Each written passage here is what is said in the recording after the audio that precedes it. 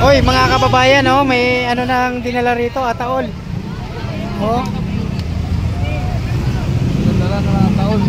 Nako, mga kababayan. Nako. Hindi lang ang krisis ng kababayan, krisis ng kalusugan, at krisis ng edukasyon, at mga krisis ang tulong ng kababayan, at sa interes ang dapat ng kalamitaran.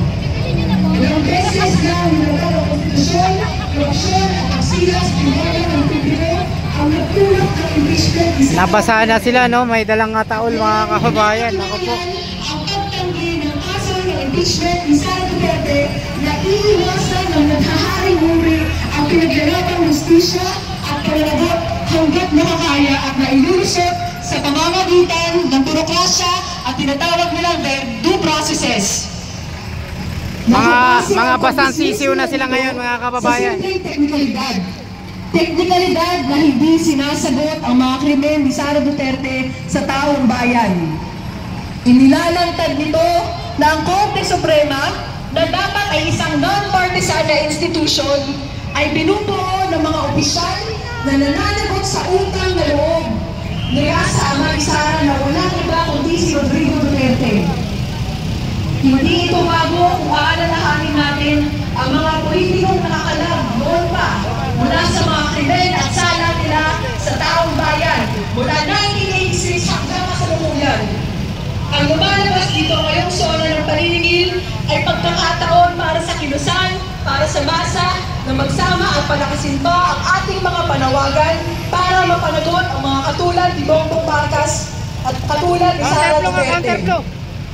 Baki! Baka!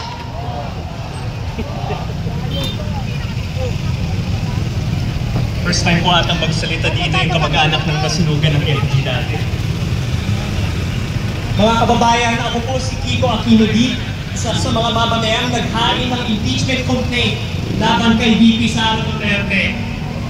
Simple lang po ang mga tanong namin. Tama ba ang paglustay ng pera ng DepEd sa kalagitnaan ng isang krisis sa edukasyon? Tama ba ang pagbanta ng karahasan at pagpatay sa kahit sinong mamamayang Pilipino? Hindi sa malaki ang mga nanunaligo, ikalaglaman ng Kamara ang mga impeachment complaint mula ng Siyempre hanggang Pebrero. Nagpapatuloy kung hindi ang Senado mula ng Pebrero hanggang Hunyo, at iyong pag-isang ng Korte Suprema ang butas ng kalayo na kailangan ng daanan upang makakamit ng usasan. Isig na lata. Hanggang ngayon, nagpugas na may malakayang dahil ang pagpapanagod sa isang mataas na opisyal ay hindi na makakatulong sa iisang Pilipino. Hindi talaga makakatulong ang impeachment sa mga makakapagyarihan. Pero pangalakaan nila, hindi lang sila ang mga Pilipino. Pilipino tayong lahat. At habang hindi napapanakot ang katiwalian at impunity, Pilipino ang ninanakawan, Pilipino ang pinapatay. Habang asal Marcos Duterte ang nakahari sa ating mga institusyon, kapangyarihan ng iilan ang mananaig sa hustisya. Malakas na kalaban ang halimaw na may dalawang ulo. Isang larangan ng pumilian lamang ang impeachment.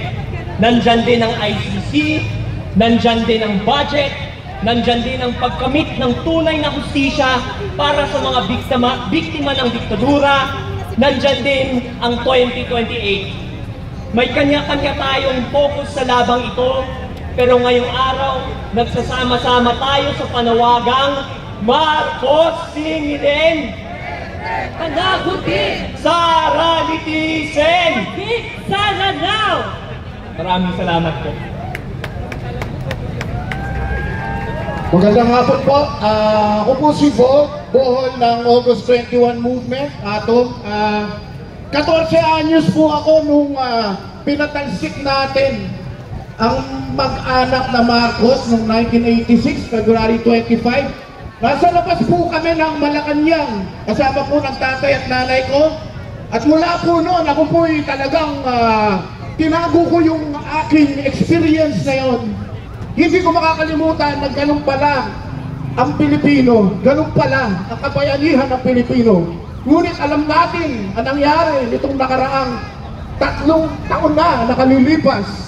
Yung pamilya na dapat ay hindi na natin pinabalik, ay nakabalik sa loob ng Malacanang.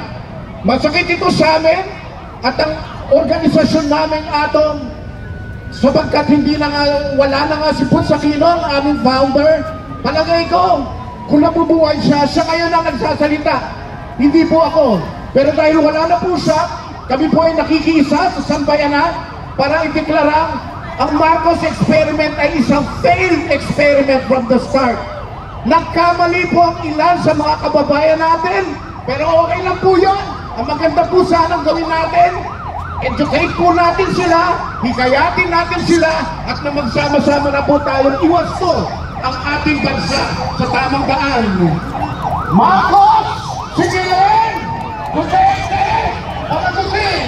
Duterte! Panagutin!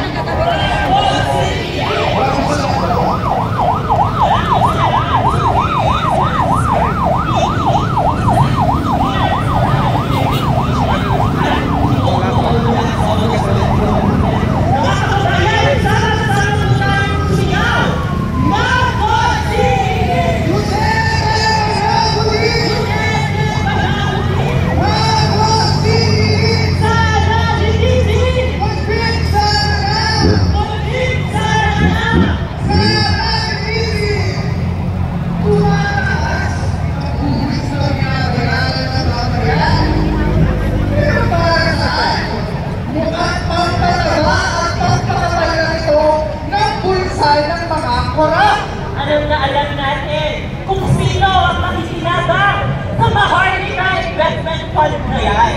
Sa dagdag ng mga buwis sa taon na yan. Sa confidential at intelligence source na hindi kailangan i-report sa mamamayan kung saan pinagkagasunan. Sila